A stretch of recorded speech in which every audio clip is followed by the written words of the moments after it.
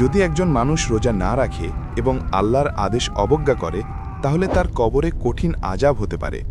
কবরে তার চারপাশ অন্ধকার এবং একাকিত্ব তাকে পরিবেষ্টিত করবে। তার পা ও শরীর আগুনের স্পর্শে দগ্ধ হবে এবং তীব্র যন্ত্রণা অনুভব করবে।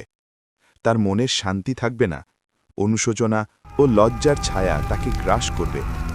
ফেরেশতারা তাকে প্রশ্ন করবে, কেন আল্লাহর ফরজ রোজা পালন করনি?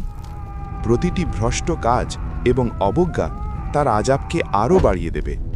তার অন্তরে গর্ত ও শূন্যতা তাকে অস্থির করবে। খাবার ও পানীয়ের প্রতি তার আকাঙ্ক্ষা বৃথা হবে। অতীত সময়ের ক্ষতি তাকে ক্রন্দন করতে বাধ্য করবে। কবরে এই আযাবের স্মৃতি তাকে শাশ্বতভাবে চেতনায় দমন করবে।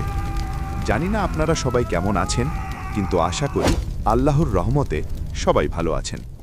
আমার এই ভিডিওটি যদি ভালো লাগে তাহলে অবশ্যই আমার চ্যানেলটি সাবস্ক্রাইব করবেন, ইনশাল্লাহ। আর ভিডিওটা কেমন হয়েছে তা অবশ্যই কমেন্ট করতে ভুলবেন না। তাই ততক্ষণ নিজের খেয়াল রাখবেন। আল্লাহ হাফেজ। আবার দেখা হবে অন্য একটি ভিডিওতে।